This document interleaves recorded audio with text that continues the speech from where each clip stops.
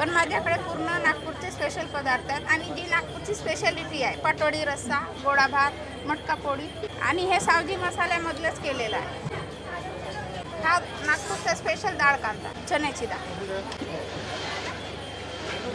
आता हे काय? ही शेवभाजी. शेवभाजी. अच्छा, आपला नंबर?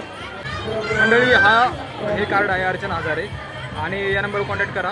मला पुण्यामध्ये नागपूरचं जेवण मिळून जाईल. ही रोटी कोणती आपली? मटका रोटी. मटका रोटी नागपूरची स्पेशल. लंबी रोटी. मंडळी भरपूर पदार्थ आहेत, सावजी मसाल्यांची चवच न्यारी. अर्चना हजारे ताईंचं अस्सल नागपुरी जेवण आता आपण ट्राय करणार आहोत. हे काय टाकलं? गोडा भात टाकला. गोडा भात. डाळ कांदा खातो आपण, पुण्या भागातला खातो, पण नागपूरचा कसा वेगळा आहे. ते बोलतात सावजी मसाले वापरतात. हो, सावजी आमच्याकडे, आमच्या गावात पण सावजी मसाला जास्त भाजून केलेले असतात मसाले.